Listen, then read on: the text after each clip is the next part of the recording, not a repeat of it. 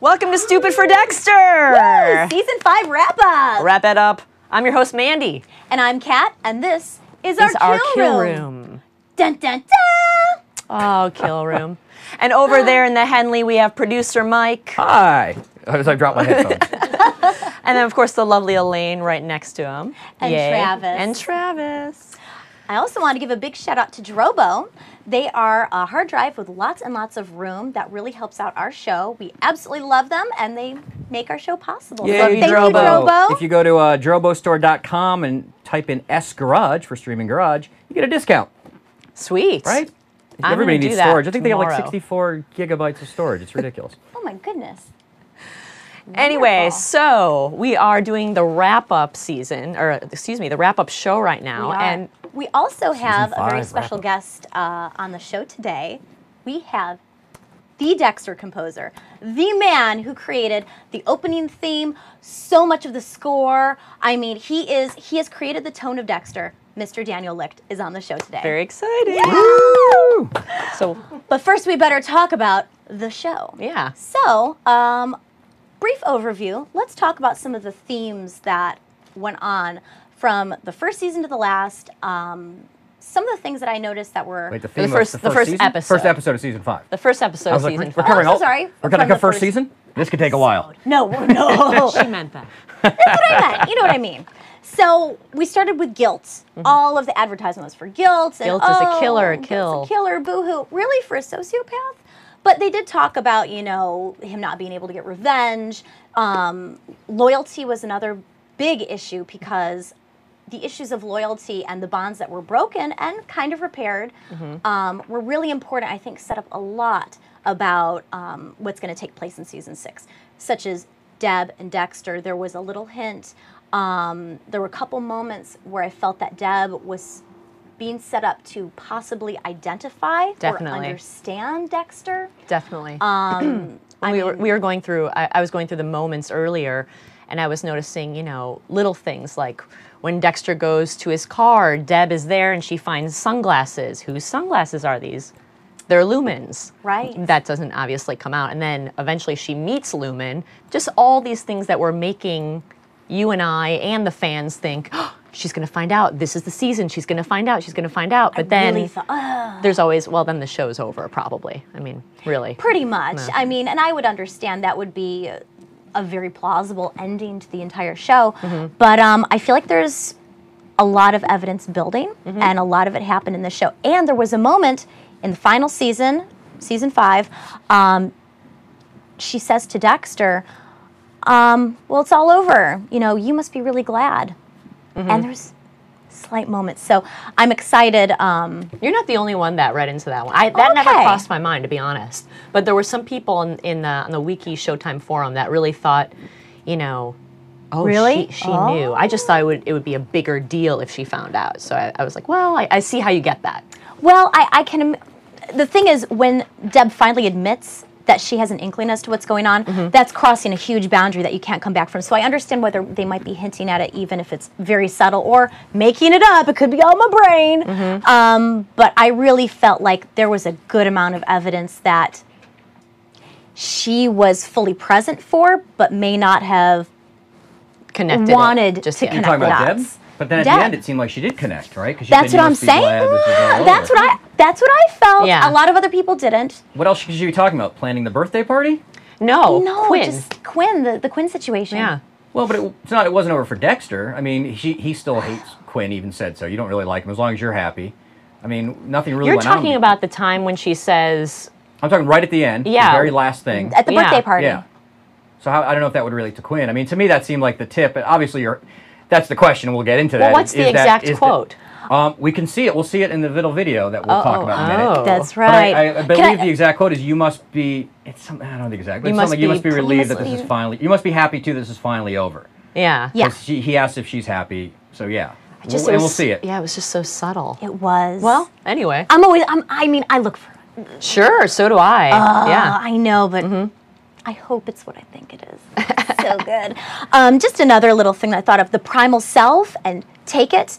I think that a lot of people, a lot of the characters in this entire season did do that to some extent, not to in a Jordan Chase sort of way where they're going around doing that to people, but you know, I thought that Deb really came into her own. She realized, oh my gosh, I can kill someone and not feel so bad about it.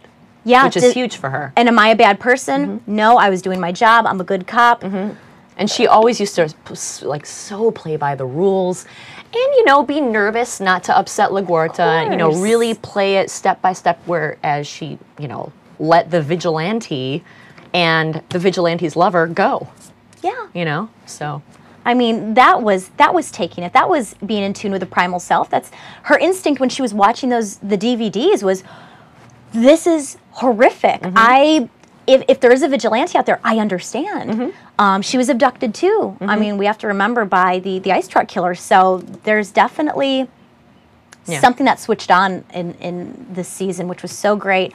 I felt like, you know, Dexter was trying to figure everything out. He came to love someone. I mean, this was huge for him. That's huge for him too. Yeah. So it started out like the first few episodes were, okay, what did that guy say? Okay, I'm sorry for your loss. What did that person say?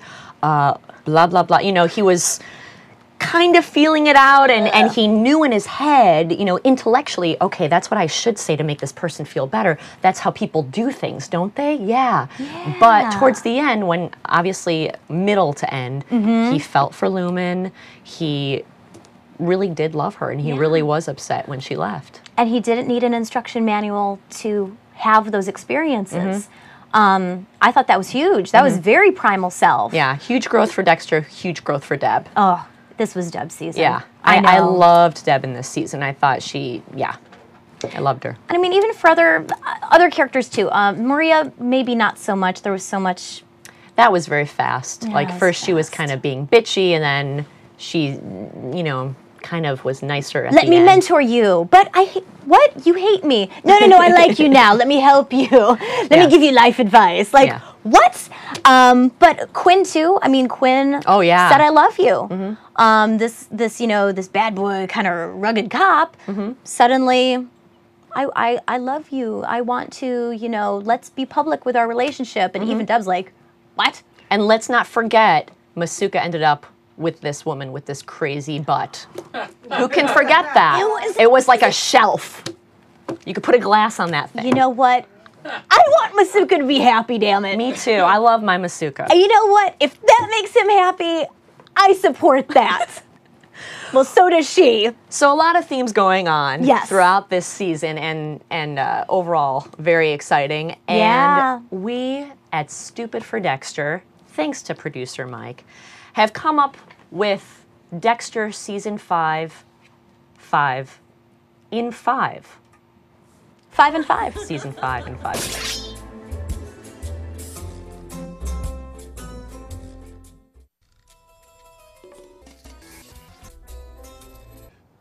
It was me. I imagined her naked plenty of times, but never like this. I'm sorry for your loss. How does he do that? Sorry for your loss. But your dead wife can suck my dick. The only lead we have now is this Kyle Butler. Hello there, bandit. Santa Muerte, the cult. Stop it! Yeah, just stop it! Take it! But if you want something, take it! Esther and Cody are leaving. You got yourself a little sugar mama. And then there was Sonia. Sonia? Sonia? I left a note on the fridge. He then said you gave the best blowjobs in Miami. I think I may have a lead on Kyle Butler. It's okay. I'm not gonna hurt you. Lumen. Stupid fucking name. Stupid bitch. Is this Kyle Butler? Every one of these barrels has a body in it. I was locked up. If you really want to help me get past this, help me find those guys and kill them. The Dragon Lady represents the dualities of my inner warrior. Are you listening? He's wearing an ankle bracelet. It couldn't have been him. She had the wrong guy. Hey, let him go! This is a sting! That bitch put handcuffs on me. They think I'm gonna cop a plea. They're both cracking walnuts up their ass. Get some extra cash for those lawyers. The fuck kind of name is Dexter? Welcome to Miami. I shot one of them. That last fucking bitch is alive. Finally. Autoerotic mummification. Tick, tick, tick. That's the sound of your life running out. And her? And her? Jordan Chase is a very smart guy. No, I don't want the police to take care of it. I want to take care of it. Harrison clearly loves the St. Bridget. If you're backing off this thing because you're porking that guy's sister. The power of risk. The power of desire.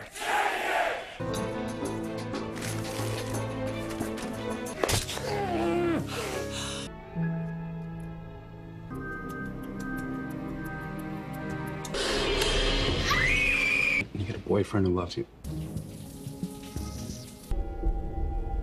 If only I'd seen that, maybe I wouldn't have led you down this path. You think you just pay me off like I'm the corner whore? Tick, tick, tick. Take care, Lumen. Yeah, Emily Birch.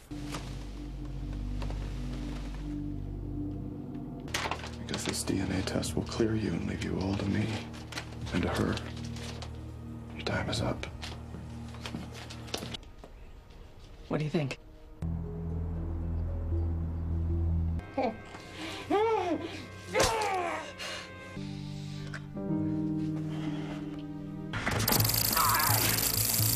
Well, Sonia wants to know if you want a magician for the party.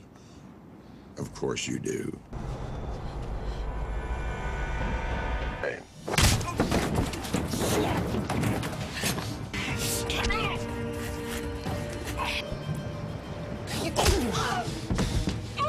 That looks like blood.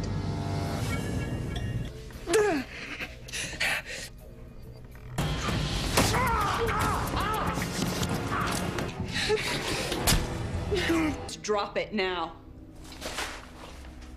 In an hour, this place will be swarming with police. If I were you, I'd be gone by then. I have to leave.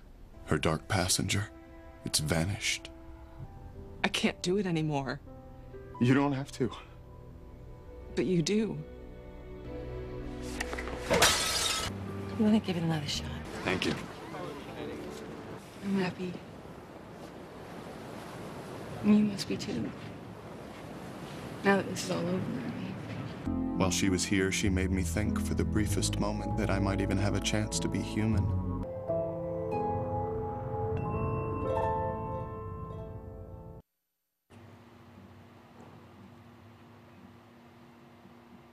Hooray! Wow! That's amazing! That's why I haven't slept. And thank you, producer The Mike. 6 Thank other you. shows I produce. I love it. Oh my and, gosh. And Elaine. Yes. Thank you. Yay, Thank Streamin you. Garage You know, crew. watching that, it's like, you know, we're about to pick some of the very important killer moments, but watching that makes me want to pick a billion of them because there's so many. There were so many great moments.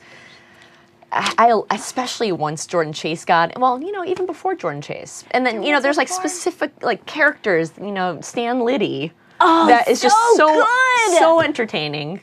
I knew he had to go, but man, if there was a way he could have just been a permanent character. Oh, hysterical. Ugh, he's so great. Lumen. Lumen. Ha-ta-ta. Stupid ass name. See, we're gonna get her. See, I'm gonna look at Dexter and through this magnifying glass. Anyway, after seeing that, it does make me think, wow, there's so many good moments. But Really Kat and I does. can only talk about a few. We can. We with call our this, next segment, Killer Moments.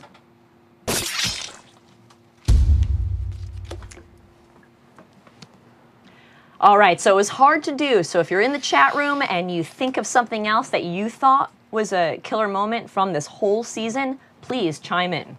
Indeed. One of our first ones that we agreed upon was in the first episode, my bad. We thought one of the big ones was when Dexter kills the white trash guy. The first kill of the season. That's right, AKA actor Brad Carter. who was on our show. Yay, Brad. Woo. So yeah, we thought that was a killer moment because it let Dexter completely let go of his emotions. Remember, he was pent up. He was kind of feeling for Rita, but he was confused, pent up. Harry was wondering, what's up with you? What's up with you? Finally, he tries to escape, somewhat lets loose, doesn't go mad by any means, but he lets it out by killing someone. It does. The primal self. The primal another self. theme that comes back. You got it. Completely cathartic. And rewatching that episode, Harry says to him, that's the first human thing I've seen you do since Rita died. And that's a huge turning point. It really, really is. Yeah. And Brad was wonderful in it. Yeah. And it's a really moving moment when, you know, he has that scream. You know, makes me think of like scream therapy back in like the 80s. Yeah. He just yelled a lot like Yoko Ono and you felt better. He was so gooey. I ran into him at like a Home Depot a couple weeks ago, and I was like, wait, Oh, he's Brad? dead. I'm like, oh, wait. Yeah. Yeah, I know, right? Yeah. Yeah. That's how good he is. Yeah. You know, a little side note about Brad. He started out in LA and he looked like a boy next door, like a new kid on the block. And then a great agent got a hold of him and said, you know what? With this thick Georgian accent, you can grow out your hair, grow out your beard and mustache, and get a whole lot of roles. No kidding. And that's what's happening. There you go. And he was Dexter's therapy. So, a huge moment. Definitely. Moment number one. Moment number one. I feel like we need some kind of number one. All right, number two. Fancy your graphics. All right. So, yeah. So, do you want to go? Indeed. The next one, the next choice of ours, it's really one of my favorite scenes. I love it. Okay. The scene in the ambulance where we have Fowler and we have Dexter, and they've both been knocked out by each other. One of them tased, or not tased, but one of them tranquilized, the other one also tranquilized. Yeah. Yeah. And they both wake up, and there's that moment of understanding. Yeah. Where they're both like, okay, the game is afoot. Like the EMT is right there, so they can't really go into anything, but it's like, why didn't you get that crocodile? Because, and then you could see it in their eyes, I'm going to frickin' kill you. I'm going to kill you first. See, now I feel bad I didn't include that in the reel. I did, and I took it out for time. You know what? You did it in 5 minutes. I thought the shooting was, It's such a long scene, But, and it's you have to watch it in its entirety, though, because it is so funny. Dark and Passenger amazing. 1979 in the chat room agrees, said it was practically the perfect episode. Yeah, and there's so a lady on our Facebook page, Stacy. Can't remember her last name, Stacy with an EY. She also wrote on our Facebook page that was one of her favorite killer moments. I loved Boyd. I know he was only in a couple of episodes, but I thought he brought so much to that character. Yeah. He was strangely likable. Yeah. He was. Boyd. He was kind of just and kind of but you're like, I felt bad for him. I think I would give Boyd like the best. He was my favorite bad guy this season. Even though you didn't see him enough, Jordan Chase would have been. But again, if we didn't get the same thing we got in season 4, we didn't follow his story around. We just kind of got when he stepped into Dexter's world. We got a couple sentences of his past. Yeah. And what I liked about Boyd was they showed him when Dexter was stalking him, where he's in his house making lunch and he's looking for the soups and he's like listening to Jordan Chase, and you can tell it's like his mom's house. And it was left to him, and he's stomping around. He's like, "Oh, chicken noodle, where's the tomato?" And it's like he's such a rich character. I feel like I really know him. And the scene from the ambulance leading into the hospital where they're chasing each other around was, it was as you said. Yeah, he was great. You could tell he really liked dead things, whether it be animals or blonde ladies. He just was really into it. He's an aficionado, if you will. So our number 3. Dun, dun, dun. We make our own graphics. We'll edit and post. Oh wait, we're live switching and we put it up in YouTube immediately. If somebody wants to add it in post, feel free. If you're an editor and want to show me something or another, and I do a lot of different things, I could use editors. Sure, go ahead. Ooh, that's fun. Very nice. So number 3. We thought when Harry at the end, Dexter helps Aster by beating up her friend's abusive father, and Harry appears after a a couple of episodes of not being there and says, I'm proud of you. If I would have known this about you, I wonder if I could have raised you differently. I thought that was huge. Oh, it is so big because that's like saying, well, I assumed you were a sociopath and you were only going to grow up to kill things, and so I raised you like that. Oops. Sorry about that. Maybe you're not, and maybe you have a soul and can interact with people on a normal level. Oops. Yeah, it was unbelievable because it also probably showed Dexter, hey, I can make Harrison, I can raise him however I want. He doesn't. Once you're born in blood, doesn't mean you necessarily have to create blood. If that makes sense. And from what they showed us in which is connected to that, they let Lumen. Lumen says her dark passenger is gone. I mean, maybe Harrison's dark passenger can also be gone. Dexter, although he came to love in a way, I mean, there's been a lot of damage done. Obviously. No, he's stuck. And it was almost bittersweet to hear Harry say that because it changes the entire way I look at the show now. And if I watch an older episode, I watch it with that in mind. His father figure saying, I made assumptions about you that may have been incorrect and put you on a very isolated path. It's and maybe really he sad. could have seen Randy Giorfi and gotten some help from a therapist and been okay. Seriously. But But now we have a great show. I know. Well, what are you going to do? So there you go. And then last but not least, we have Deb walking in, gun up in the air. This is killer moment number 5, by the way. Oh, wait. Did we get number 5? Did we get 4? Did we get 4? Oh, 4. Did I say I didn't know 4? you didn't say 4, so I got confused. Oh, my bad. Well, I've got 5. So do you want to do this one and then I'll take the next one? Yes, please. That's right. I never got that. When Deb number 4. My bad. Number 4. Okay. When Deb walks into the room, pistol raised up, and she's the only one on the call and sees Lumen and Dexter behind the plastic. And doesn't know that it's Lumen and Dexter, of course, but thinks it's the vigilante and the vigilante's lover and lets them go. Goodness. Or does she know? I'm still going with that. Yeah, you think we don't know. I'm still going. She's super cop, knows everything, and again, we'll get into 6. And piece together everything, and then give him that sly little thing at the end. Let him go. Yeah. I'm just saying. I would believe that too, because Deb, at the very end of that episode, even when she was talking to Dexter about that, what she did that day and blah, blah, blah, she skipped that. I don't think she's going to tell another soul about what happened at the camp. And she doesn't want anyone to know that. We're not going to know whether or not she knows. That inkling, the seed was planted there a while back that had to have put water on it to like fertilize it, if she doesn't know already. So I like to watch it thinking that she does know. Makes it more interesting. Maybe I'll rewatch it thinking that. It's kind of fun. And then we'll talk more in predictions for sure. I'm sure a lot of people agree. That was a great scene though. I call that through a plastic sheet darkly. That's right. That's right. Like the book and the what you talked about last week. The alternative title that they gave to that episode. Then they kind of canned it at some point. They called it The Big One. Yeah. Which is also relevant to Harrison's birthday, but still. Yeah. I like it. Yeah, I loved it. It was a huge moment. It showed what kind of person Deb has grown into. Yeah, definitely. Yeah. She would have never let those people go in the past. No. But now she's been through so much more, Even, back when she was taken by the ice truck killer, all the way from falling in love with people, all the way, she's just been through a lot, She really has. And she made herself stronger through it. I think other people would have crumbled, but she is... Yeah. She's the strength. Yeah. I agree. On to number 5. All right. This is almost the final scene of the entire season. Lumen leaves. Right. So much behind that. There is so much meaning.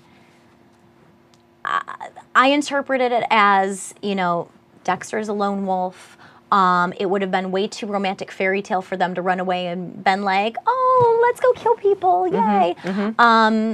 she had to leave somehow, and they couldn't Lila her Doxer. They couldn't blow her up. So they chose to have her leave. So the only issue I have is that even though she said she feels better, oh, my dark passengers, I'm all better. I was only raped and beaten and kidnapped and tortured for like X amount of weeks, but I'm fine. Everything's better. I don't believe that, and I would like to see at some point her to come back. I would think so. I think she hope would. So I really do. Definitely. I mean, they left that totally open for that. I know. Yeah, which is smart. I'm just saying, but I understand why that had to happen, but for Dexter, oh, it hurts so much. Looking into the plate and throwing it. Yeah, it was like the Hulk. He was the Hulk. He was Hulk all smash, angry, abandonment, smash. Yeah. But that's that. So those are our top 5 killer moments. Anyone in the chat room have? Oh, I was getting ready. Oh, I mean, we could. We don't have to go to the chat room. I was just. Hold on. Curious. Let's go to the chat room afterwards. Okay. Let's do that. Absolutely. Give the chat room more to think about, more to process. I like it. Well, we can move on to our next segment, where we'll bring in Mr. Randy Giorfi, and we'll talk about Dexter in general throughout this whole season. This whole crazy debacle. And this segment is called Driving the Dark Passenger.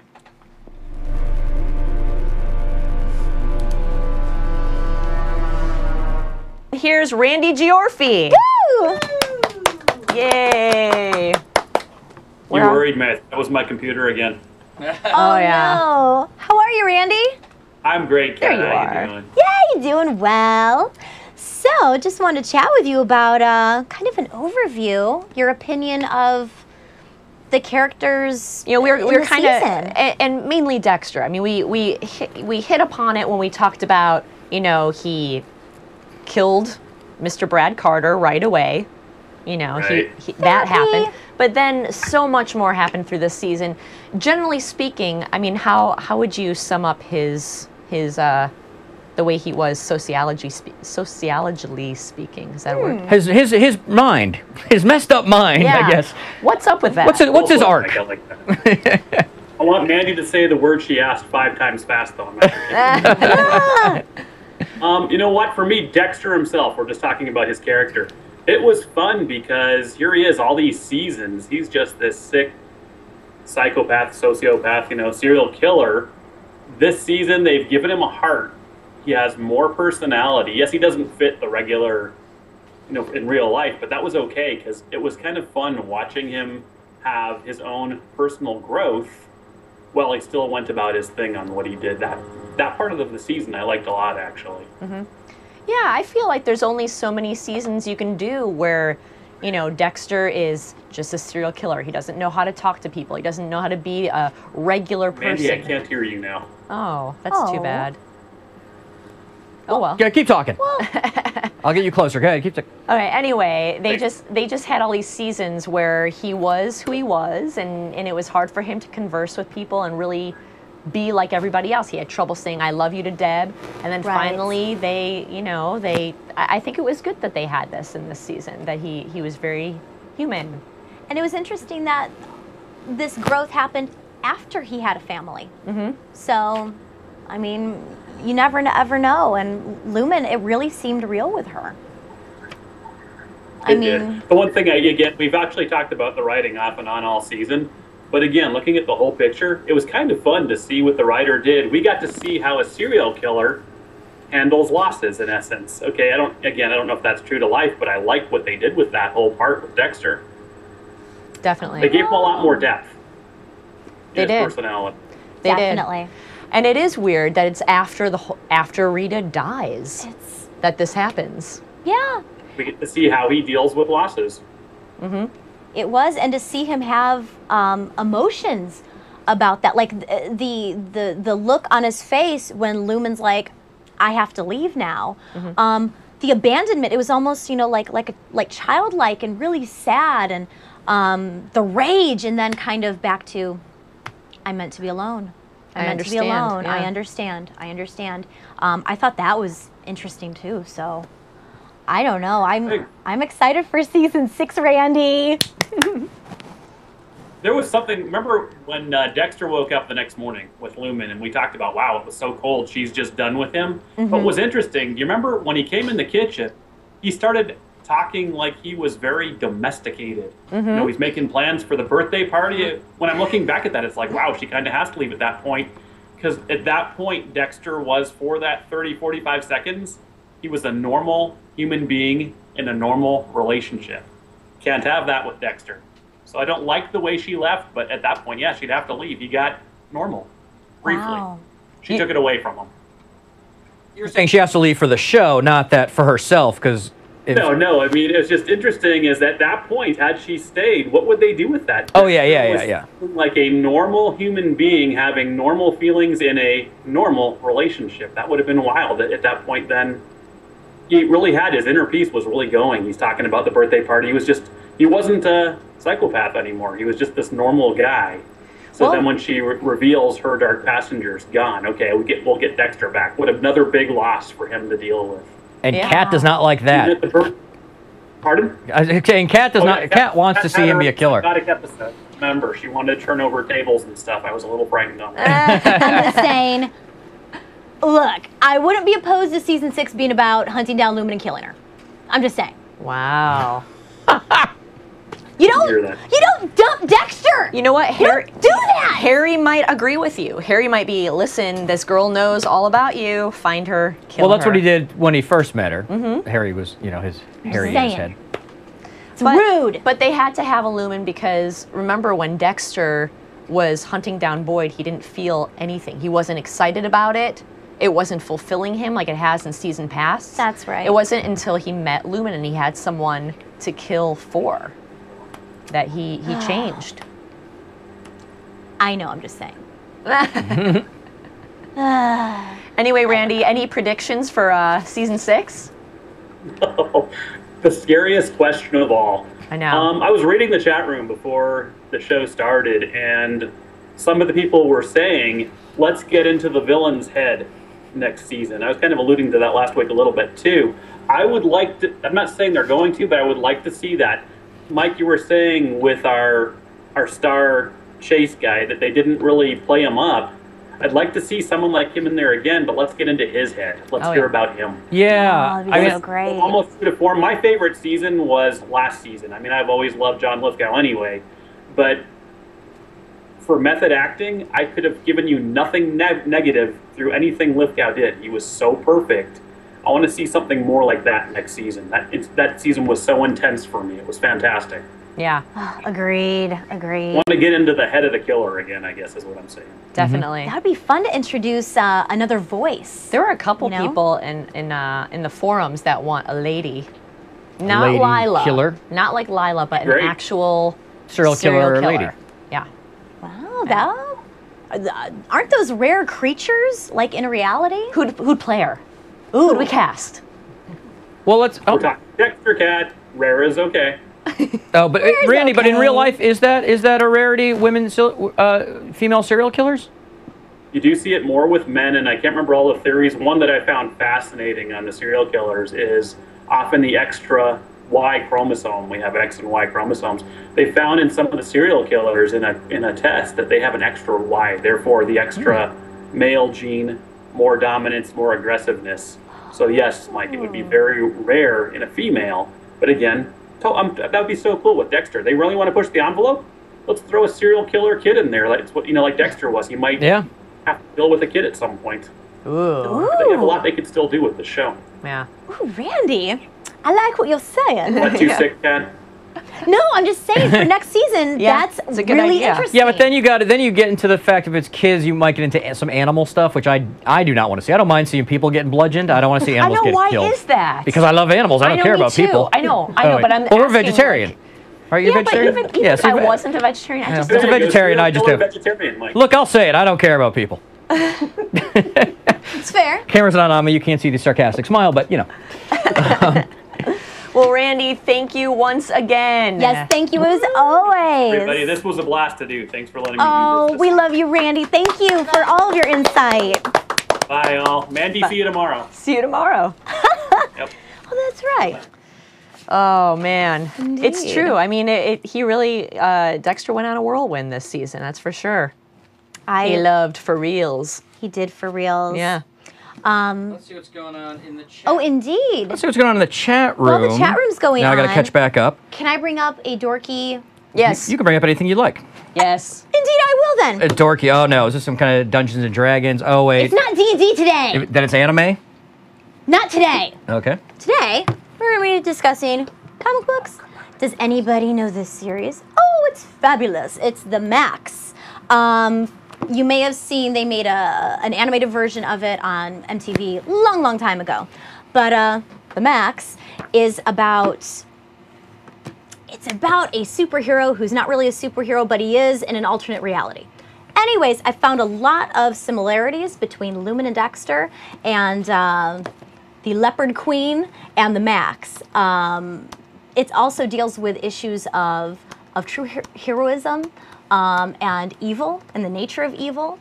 The alternate reality that they live in is called the Pangea. It's kind of like the Aboriginal Dreamtime, the Outback, and it deals with who is your alternate self in this place. And in the real world, in the reality that we live in, the Max is just some homeless bum, kind of this big hulking guy who really doesn't have much purpose. But then there's Julie, who's a social worker who he gets really attached to, and he kind of follows her around, trying to help her, not doing a very good job, and trying to save her. And it's like Hellboy too. Hellboy's kind of like that. Yeah, there's some Hellboy in there too. See, I can be a geek.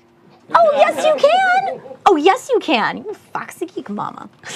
So what I was reading the Max recently, and I just thought of Dexter and Lumen because in some ways Dexter's protecting her, but in other ways he was also really holding her back. I mean, almost holding her hostage after she recuperates, not letting her leave the house. It's too dangerous. She knows too much. But then on the other hand, I mean, he's saving her life left and right. And also, he's not a true superhero in the sense of the word. He's a hero in some ways where he kind of clears out the bad guys, but a lot of people would not be okay with his very unorthodox method of doing so. Very true. So I found a lot of similarities between the two. And the Max. The Max. All right. Wonderful. I'm done. That's enough. And that's all she has to say about Nerd. And Okay. All right. Let's get some favorite moments, killer moments that the chat room had. Indeed. And then we gotta move this along. Yes. Dexter Corner Michael 1 says killer moment. Cole finds Lumen at the Jordan Chase seminar and chases her to the hotel room. Oh, okay. Which I didn't cover as well either. That's the one thing in this 5 minute. I wanted to cover. I didn't really. I just showed him killing each person. But you also instead got, of like getting the you also story got a lot there. of the take it when he's on Yeah. stage, and I love that. Yeah. Dark Passenger 1979 liked the Beauty and the Beast episode when Dexter had Lumen at knife point leading her to the swamp. That was really creepy. Yeah. Right, and then she took a stab at him. She stabbed him. Yeah. We had that as one of our killer moments for Yeah, that episode. yeah. But yeah, it's great. Liddy's taser says Nova Fox 01. Well, obviously. Don't tase me, Liddy. Don't tase me, Liddy. Don't tase me, bro. Yeah, I can't see Dexter saying bro, but yes. Let's see what else we got. Why don't we start? Let's go into predictions. Season 6. What do you guys got? What do you see happening? Oh gosh, I have to admit I found someone on the forum and I wrote down a lot of her predictions. And I'm going to give. I'm saying her. I don't know if it's a her. I don't know why I said that. Them.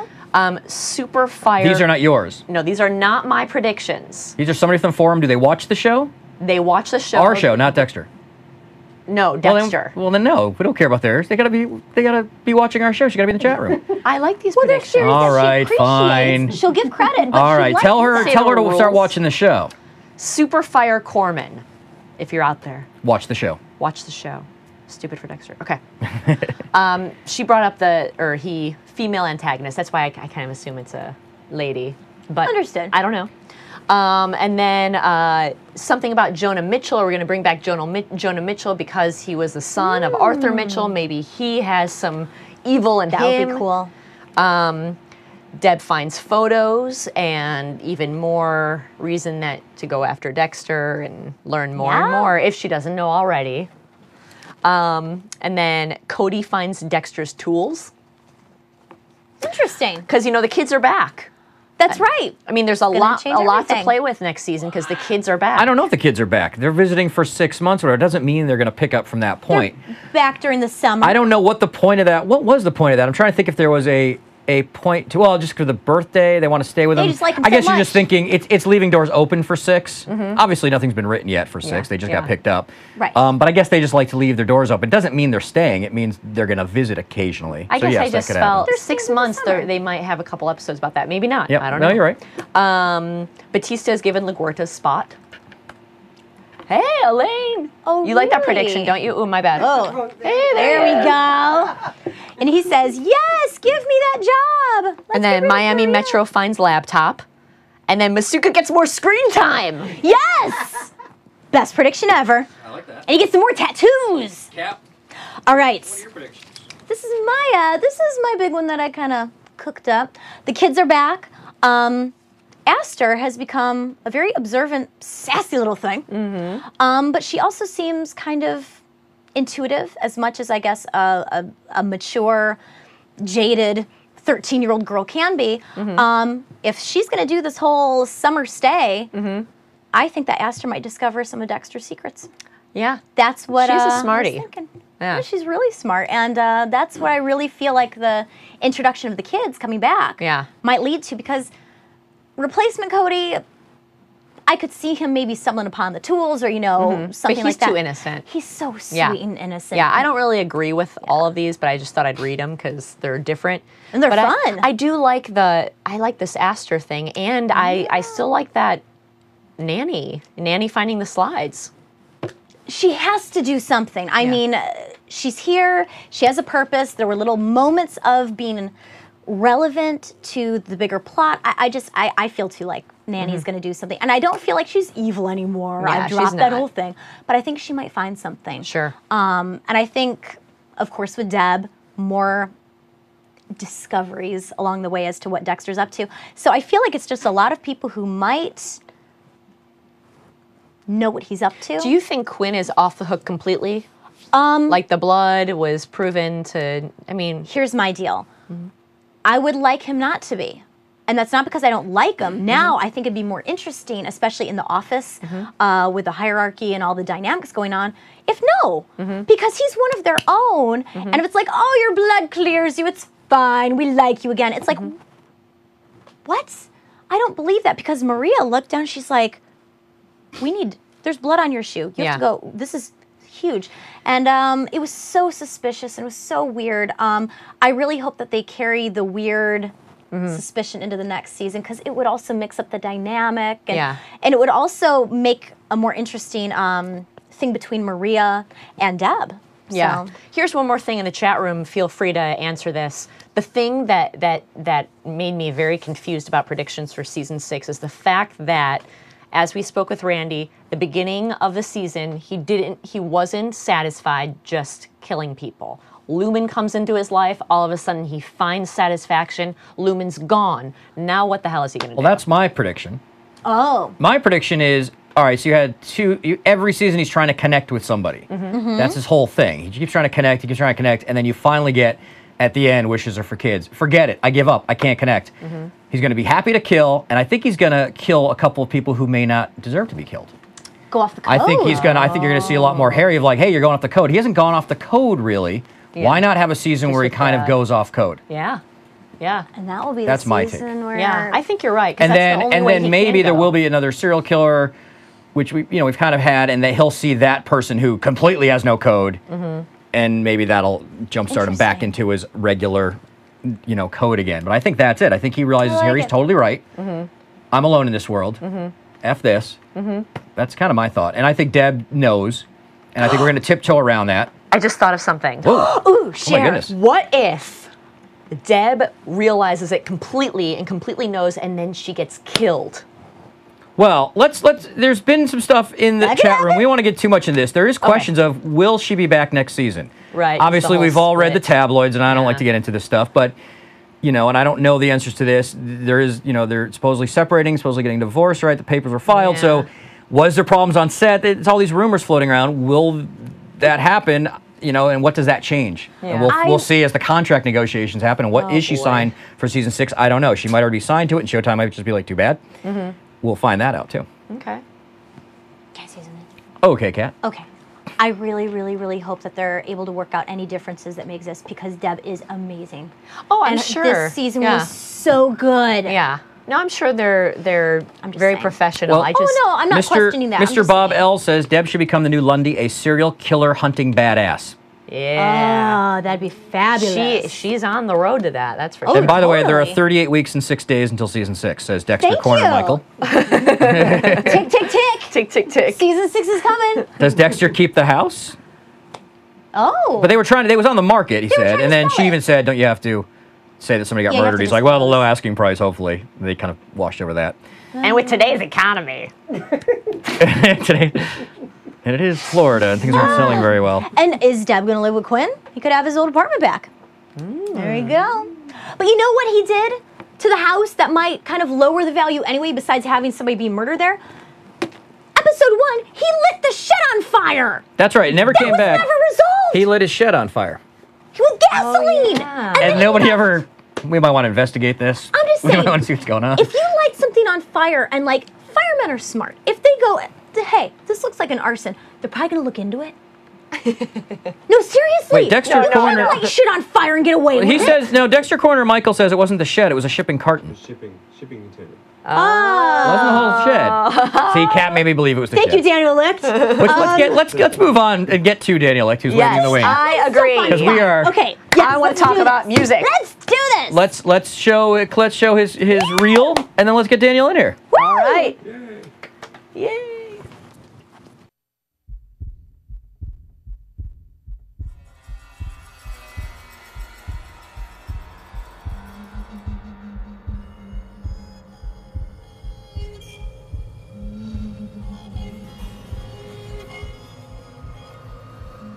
Hi, my name is Daniel Licht, and I'm the composer for Dexter. And this season, for the 5th season, I decided to use some new sounds, and so I collected a bunch of scalpels and surgical instruments and chemistry bottles to make a new sound for the show for Dexter.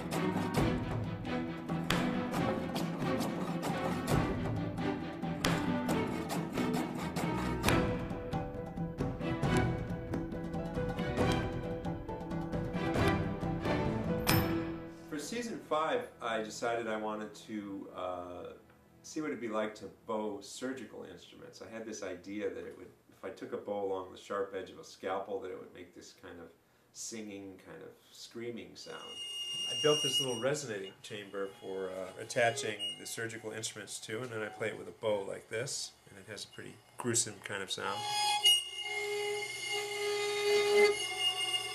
I also use it for bass notes sometimes.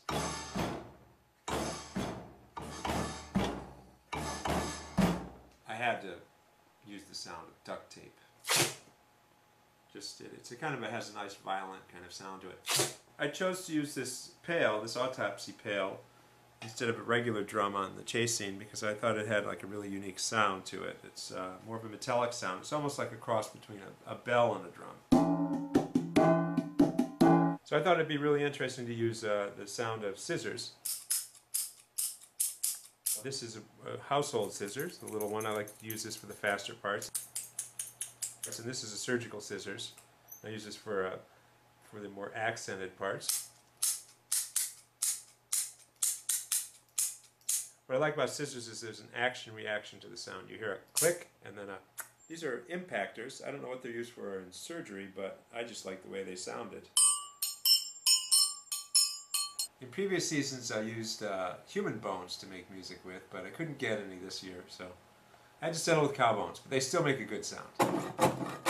This is a musical saw. I use it for Dexter's theme sometimes. It's very hard to play in tune. Probably makes the string players' teeth grind a little bit when they hear this.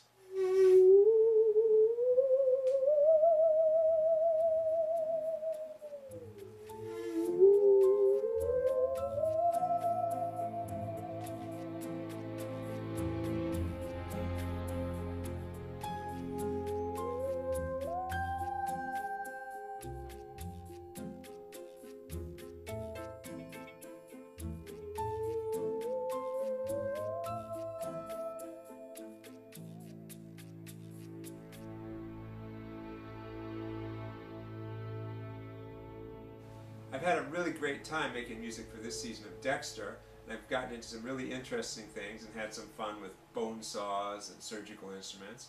Well, I hope you get a chance to watch the show, and maybe you'll get a chance to hear some interesting sounds behind the scenes.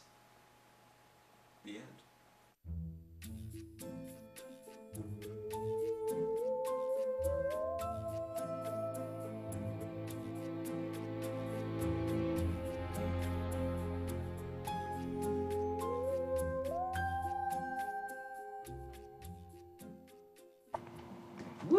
And we'd like to welcome Daniel Licht. That was amazing. Woo! Very cool. Thank you so much for being here. Thank you for having me. So just to get some history about you, so you composed the score for Dexter. When did music come into your life? Was it when you were itty bitty or later on? Yeah, when I was about 12, I started playing in garage rock bands. And Nice. In your own I couldn't play garage? football, Oh. so I had to do something to get the girls interested. So There you go. my knees are better for that too. Exactly. There Guitar you you go. can play forever. You can't do football forever. Come on. So when you were about 12? When I was about 12, I started playing, and then I got into doing commercials when I was in New York City, and I came out to visit a friend who was scoring a film out here, and he had a Japanese percussion ensemble and a choir and I don't know, all sorts of crazy things. And I'm like, you get paid for this? I want to do this. So that's when I decided to move out here. I'm like, this is like playing. This is fun. So I've always been interested in collecting odd instruments. And I was going to say, watching the video and just listening to the, I mean, all the moments in Dexter, especially like the action scenes, you can hear just so much going on. And the instruments you use are instruments. yes, well, they are instruments too. They are. You make them work. I'm definitely going to rewatch the episodes and listen in a whole different way. Oh, 'Cause absolutely. I had no idea. First of all, I know very little about music except for what I listen to on the radio and my favorite bands, but a lot about instruments I don't know. And I would never guess that, sawing that animal bone and cutting the watermelon and the scissors. That's how all music is made. You didn't know that? No. The things we learn. Have you ever been to an orchestra concert? You haven't seen the saws and the bones? And I sit too far back. Oh, okay, that's Don't go to the cool ones, obviously. I mean, those are like the death rock, like. So are you like cutting up dinner and you're like, ooh, that sounds cool? Yeah, kind of, actually. Yeah? Well, I mean, I always, whenever I walk around, wherever I go, I'm always like, if there's a metal fence, I'll hit it with something and I'll see what kind of sound it makes. So I'm always curious about what kind of sounds things make, and I'll go into someone's house and I'll pick up some expensive vase and I'll start blowing it. And they're like, put that down, please. But excuse me, sir. Sorry. Oh my God. At least I don't use them as percussion instruments. Yeah, that would be bad. That would be bad. You bring so many of the moments in Dexter to these incredible crescendos. You do what you want. If you're in my house, you can break all the glass you want, Daniel. All right. All right. I'm gonna deal. Next season, I'm gonna break your tchotchkes in the next episode. We have a bobblehead. That sounds worse than it's. Now I'm rethinking this. Oh yeah, these are Elaine's. So. Yeah, but I don't think they really make any kind of. Well, you could probably. Doesn't make some noise. But check out this ring. You can do something with that. Oh, you Absolutely. can break that. Yeah, that's I would be on. I wouldn't do that. No, you're a gentle soul. Your background mostly horror stuff. I know you've done a lot of horror films, right? My background is in horror. my first film was a vampire film called Children of the Night. You can go look for it if you want. I will. And I have a list With here. Garrett Morris. I think Karen Black was in it. I mean, Oh my yes. gosh, cool. But yeah, I've done a lot of horror films, but then I got into doing comedy, and I think that's one of the reasons that I got hired on Dexters, because I did have a comedy background as well, and I had some Latin music, and it was taking place in Miami, so they figured I was probably the only person who knew how to accompany a stabbing and Masuka. And Masuka, Yeah, exactly. yeah. How do you get, those true. two worlds? But they blend so beautifully, and the funny moments are very darkly funny, but they are, you remember them. And it's a lot like the show. I mean, they have a lot of obviously dark moments in the show, but at the same time, there's a lot of funny stuff. A lot. Even a lot of Dexter's lines are funny. So that's great. And there's so much of the life of Miami in it too. I mean, the Latin music, just when they're hanging out or going out places, it doesn't just, the horror parts feel like horror, and the music just takes you right there. But there's so much life, and it's so well-rounded. I love it, and I see you've done the Amityville movie series, you've done Children of the Corn The old movies. Amityville? Well, no, it was probably getting up there in the numbers. I didn't make it, I think I did like 5 or 4, so. Oh yeah, and you did Children of the Corn 2 and 3. Children of the Corn 2 and 3. Hellraiser. Really? 4. 4. Oh, But still, classic. These movies are wonderful, and the fact that you can take this horror background and give it life that's not just, Dexter is multidimensional, and so is the music. And well, it seems like it goes with, like, these instruments you play go with the shows. The cutting of the scissors, you can picture that in any horror movie, any Dexter episode. It's just perfect. It's ironic that you use these, right. percussion. But I also use pianos and harps, just so everyone understands. I don't use just surgical instruments. No. I generally don't use the surgical instruments on the piano and the harp, because that's just messy. Yeah. And expensive. Problem. Imagine people be very happy with you about that. Yeah, producer would be very. Now, this is just asking from someone that, I know an auditioning process from an actor's point of view, but what's an audition process for you, being a composer? It's pretty much like an actor, except, you go in and people ask you, what you would do with something. And of course, you really don't know what you would do with something until you do it. So you have to just make up something and make it sound good. Really interesting. Yeah. And you may end up doing something completely different. But you have to, at least seem like you know what you're going to do. Totally. Which I like to take my time and figure out, Sure. It might take me a month to get inside what the sound of a project should be.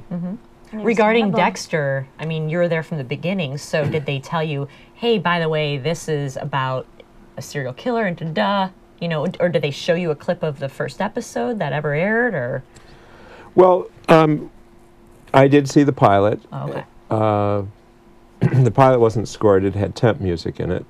They had cut some music in it. And that's always a shorthand for a composer about tempo and mood. And I generally stop there, and I'm like, I can do much better than that. The worst thing is when temp music is good. Then it's like, oh, God. Maybe I can't do something better than that. Right. Or you do something, is it too much like that? You get into triangulation and all sorts of crazy mental games. So this is like a basic music that's already there. Yeah, it's just like they pulled it off out of a library and cut it in. Got it. Right? And you obviously want to go above and beyond that, or different, or Exactly. I want to make creative. it have its own sound. Yeah. And my first instinct with Dexter was the very first cue that you hear is drums, like hand drums, world percussion, and piano. And I wanted to bring in a kind of a primal sound to it, but at the same time, there's there's a kind of a longing in his sound as well. Like it's him trying to want to be human. There's an emotional aspect to Dexter that people don't think about, but he's actually very emotional a lot of the times. And the music behind him is very emotional, actually. It's true. He's surrounded by chaos and drama an awful lot now that you mention it. No, I won't actually hum this because I don't think I'm allowed. But do you do that? Is it a violin that the... Yeah. The blood theme, yeah. Yeah, I love that. I love that theme. I think it's just absolutely perfect for the show. It's just... I love that theme. I always have since the first show that I saw of Dexter, and I got into it late, and then I rented the discs, and I couldn't go to bed. I was like, ugh. But I love that. Yes, people have described that as my Jaws. There you go. The theme. That's perfect. Yeah. So we have some questions already. Fedgus in the chat room, live chat room, asks for Daniel, does he enjoy the show and the plot lines? I do. I watched the show. There you are. I watch the show just like anyone else does. I do not read the scripts in advance. I want to be surprised. I take notes of all my reactions when I see it, so that if I feel like something's not quite there, I know what needs to be fixed with the music. So I get the show and I look forward to it just like everyone else. Except for I get to see it a couple months before everyone else. Yeah. Follow-up question to me, I'm sure there's been projects you worked on where, do you like, I hate this? I mean, not Dexter, other projects where you're like, oh, I'm getting paid. There's a gig and I'm getting paid.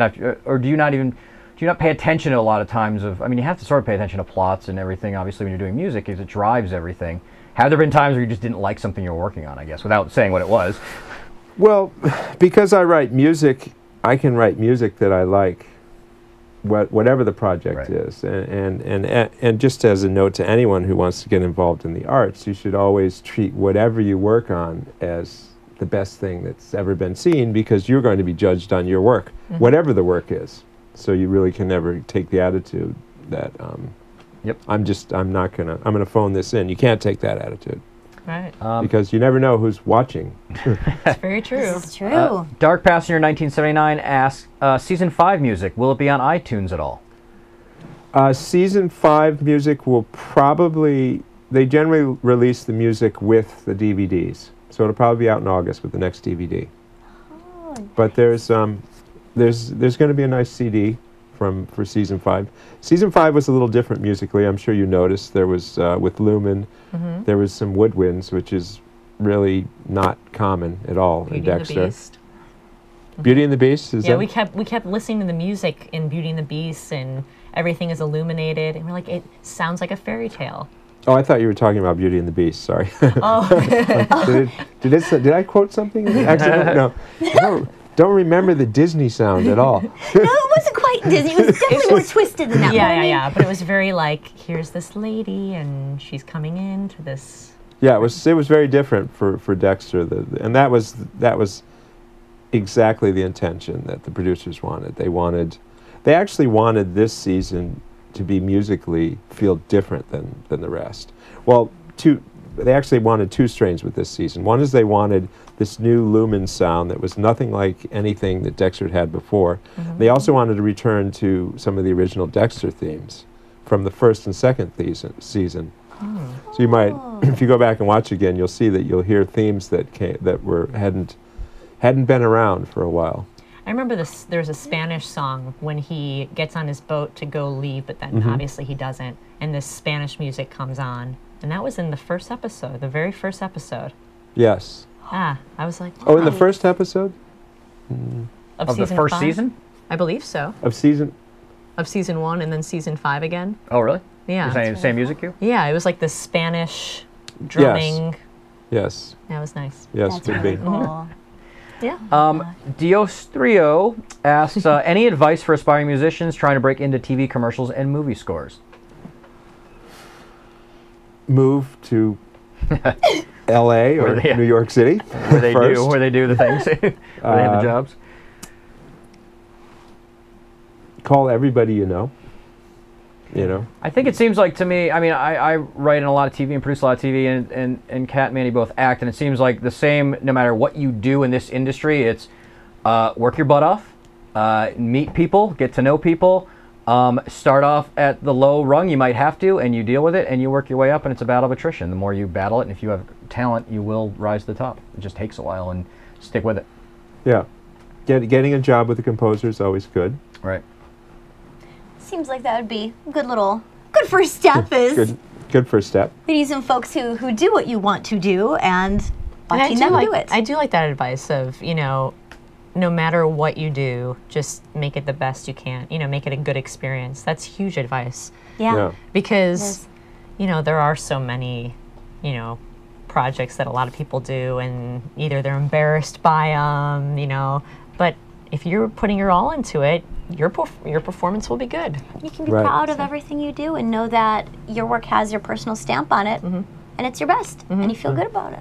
It's a great positive way to build your career, I think. So that's good advice from Daniel Licht, everybody. Yes. Everybody listen. Very good stuff. I am. Jim Patrick wants to know, have you heard the theme from Dark Shadows? He feels your music is a little reminiscent of that. Do you? I probably heard it when it came out. the original Dark Shadows. I loved that. I'll go back and listen to it. But yeah, it's it has a gothic sound to it, so I could see the similarity. I mean, one of the things that I tried to do with Dexter music is it's not huge orchestral music. It's small, because Dexter's a lot of it is inside his mind. It's all so I'm using small groups of instrument that don't overwhelm the scenes. But it's Gothic music. It's dark Gothic music, but with just piano and harps and maybe a few small strings, and so I could see the similarity there. But I did want to say that just watching you guys talk before, it's really funny because you guys are your analysis is really good, and it's also funny because I had all these discussions with the producers that you guys were just having. Really? Yeah.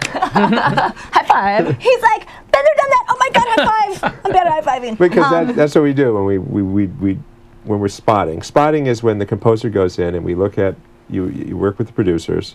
You look at the whole show and you decide where the music's going to go, where it's going to start, where it's going to end, and emotionally what it's doing for the scene. So we'll sit there and we'll talk about Deb's arc. Like, I love it. Does Deb has to be set up in such a way so that at the end,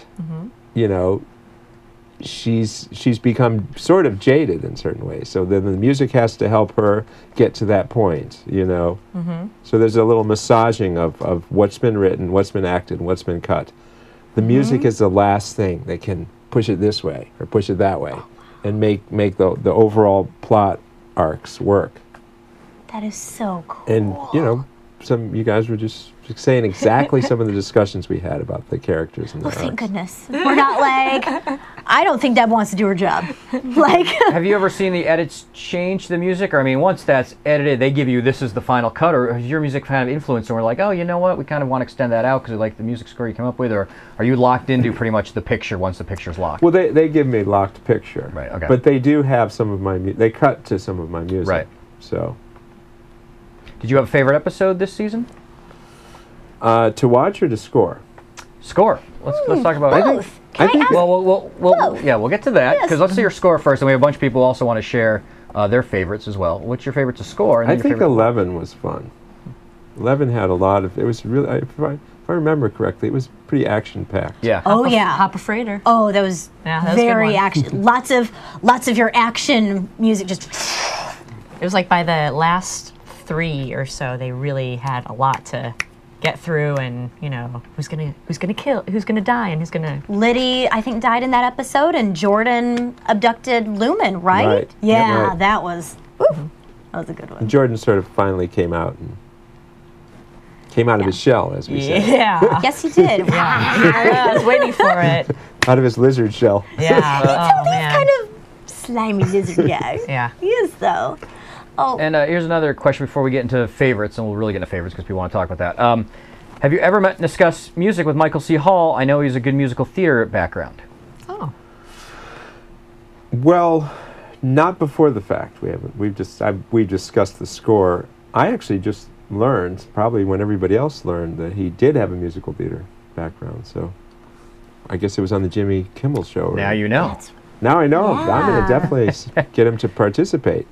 Sure. Yeah. There's so many stars out there that all of a sudden they're on an award show and they're like singing and dancing. Whoa. You're like, I think- Wolverine can dance? Yeah, exactly. I think Michael C. breaking into a musical number would be great. I think so too. I heard he did cabaret in New York. He was the MC for a while. Oh, awesome. So you have to be like, Vilgon. Oh, you can play the saw? Like from cabaret. Like, Play the bone saw. yes! Oh, Dexter Cabaret, that'd be amazing. Yes, please. Sorry to interrupt. That'd be That's okay. really cool. We have somebody that's going to Skype in a minute. Cool. To ask some questions as well.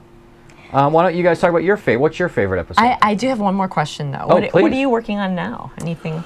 Oh, well, I'm working on a few things. I'm working on a video game, Silent Hill. Ooh. You're the geek, right? You know what Silent Hill I is. know Silent Hill. Okay. That was a movie. It was a movie as well. Yeah. It is epic. Do not play with the lights off. I know Silent Hill. Because of you, because of the scary music. Yeah, no, it's such a good Kat game. voices video games as well. I haven't done a scary video game. No, you've done the fighter games. Yeah, you've I done do the more Japanese fighter games. Street Fighter fighting games. Uh-huh. But Silent Hill. Oh, I very love cool. Silent Hill the movie. It was fun. And I'm also working on an ABC show, a mid-season replacement, Body of Proof. Okay. Ooh. Dana Delaney. Oh, Very cool. Is this She's- like a forensics type of show? She's an ME. So once again, somebody cutting up bodies. But these are dead bodies. Ah. Yeah, already dead. Already dead. Not as exciting, huh? But still, they're still dead bodies. I mean, Exactly. that's different, you know. Just goes along with your Thanks for a you know good your music story. is. I'll be sure to watch. You an noticing a episode or pattern there? That's right. Scary movies. I think we have now. Wait, so we have Alyssa. Alyssa, are you there? Yeah, hi. Hi. Thanks for calling in on Skype. Hello. So I just want to talk about my favorite episodes. I didn't like them all, I have to admit. But my first favorite was Practically Perfect. I love that one. I love the whole Mary Poppins thing with Harrison. And I absolutely loved the kill scene with Boyd. That was so cool with the whole ER and a train gun. I just loved that. It was So totally good. classic Dexter. Yeah. It was. It had that edge of your seat feel to it. I think and after 2 episodes of having like nothing happen at all, it was a really good refresher, you know? I much agreed. I loved that. I loved that scene too. I really like that one, and and everybody's not going to agree with me on this one, but I loved Everything's Illuminated. I love that one. The one where he's chasing the plastic guy down the alley. Oh yeah, that was great. Yeah, That's it right. was awesome. I like the comedy of it. Autoerotic notification. Yeah. The Masuka. That was like Monty Python-esque or something. I was reading a lot of posts about it, and I just thought it was so funny. And what I loved about that episode was the conversation between Dexter and Lumen. It was just so hilarious because she was so stupid, and he was totally calling her on everything. It was hilarious. I just love that.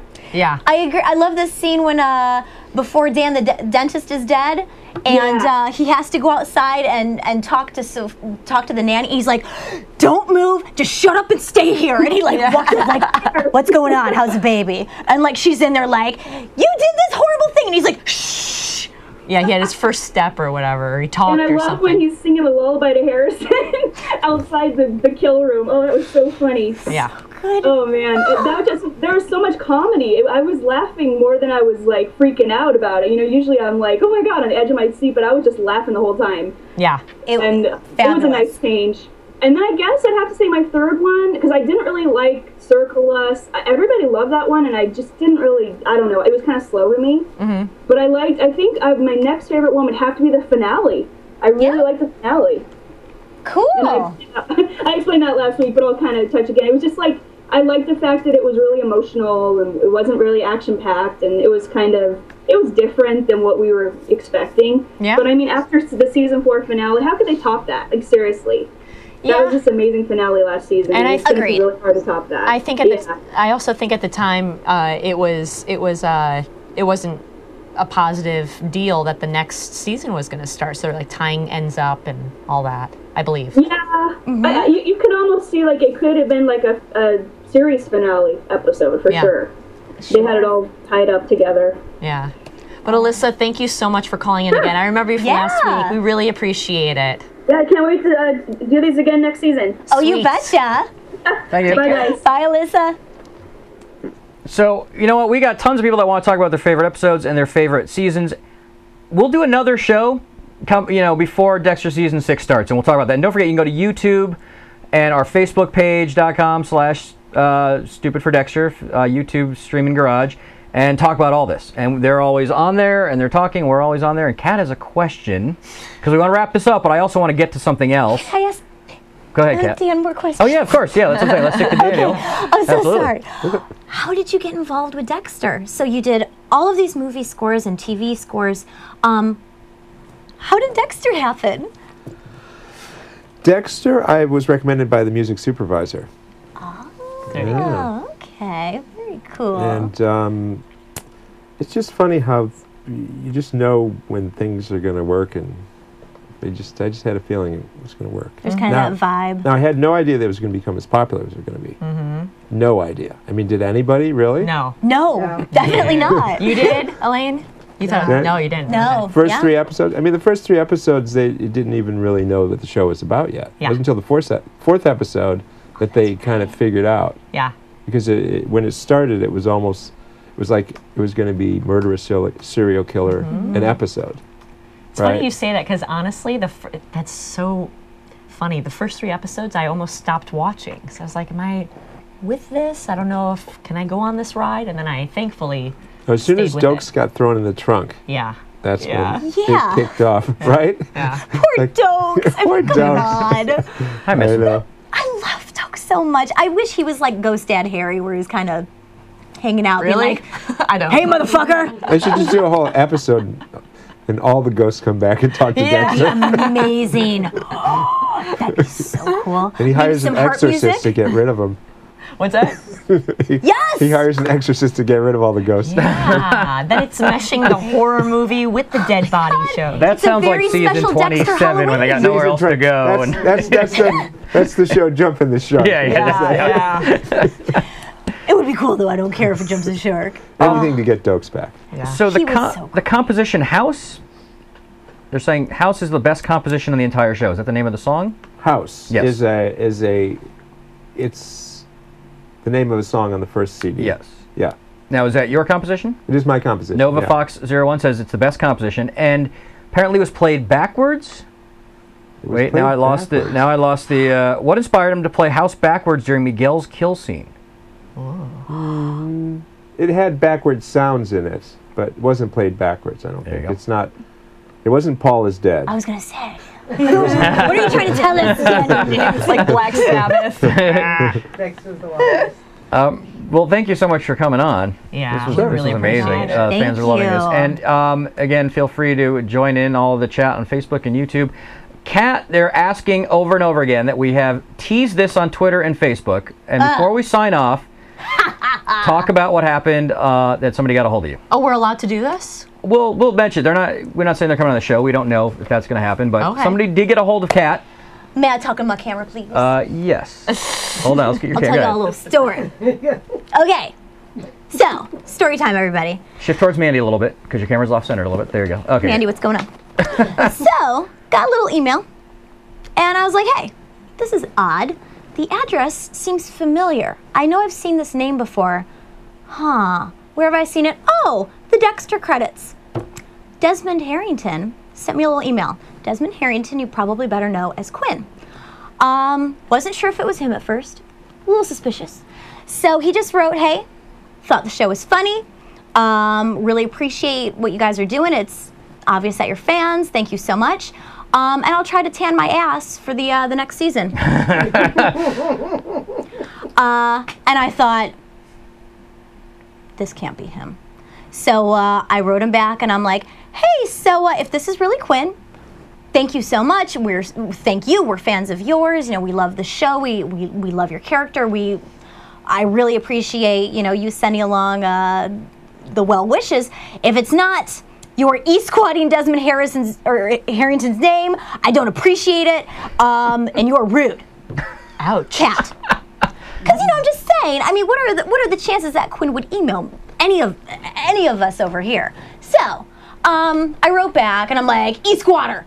And he wrote back, and he's like, no, it's me. I play Quinn on Dexter. You know, give me a call. I will prove it's me. So I was like, oh, really? So I called, and it was Quinn. It was Desmond. And he was so nice. He just said, a friend of mine found your show online, sent it over to me. I laughed really, really hard. Your other co-host said something about my butt being white, and I'll be sure to tan it. And, you know, thank you so much. And he was so cool. And I was like, I'm talking to Quinn on the phone. This is crazy. And he's, you know, he said, nothing, can't promise anything, but maybe in the future, if we're able to. So we're going to try to get him on. So we may do some more specials throughout the year. I know some of the producers and writers, and now we've got a Quinn connection. And didn't he also say, I didn't understand what the e-squatting was, so I asked somebody who was with him? He wrote me an email back. He wrote me 2 emails back. One was saying, yeah, I'm Quinn. The other one said, what the hell is e-squatting? It turns out that the person who was wondering what e-squatting is was Michael C. Hall, because Quinn happened to be standing right next to him, to Dexter, as they were having this conversation. So just typing on his BlackBerry, what's e-squatting? I didn't know what that was either. If only Kat called right when she got the email. It was probably like, hold on, let me put somebody, who knows? Who knows? I was suspicious. I was suspicious. I'm just saying. Anyway, Desmond was lovely, and it'd be super cool if we could add to the roster of our Dexter cast and crew list. And then we got to start putting their pictures up. Now, I think we do after for season 6. We'll start putting the pictures of the people who have been on in our kill room. Kill room style. Yeah, we had guests that have been on, so. I like that. Stan Liddy's stunt double, I think we're Brad gonna Carter, need a picture Rick of you, Marcus. Mr. Daniel Licht. All right. Add you to the kill room. So talk to my publicist now. Yeah. Oh, there he is. Oh, hey. Hey. All right, Ray folks. Costa. Thank you so much once again for tuning in each week. We really, really, really appreciate it. And like producer Mike said, we are going to do our best to have a couple more shows on throughout the year. So stay tuned and check out our Facebook page, and we will notify you for sure. So thank you to the crew of Stupid for Dexter. Thank you, Daniel Licht. Thank you really so appreciate much. it. Thank you, Kat. Well, thank you, Mandy. Bye. See you guys later.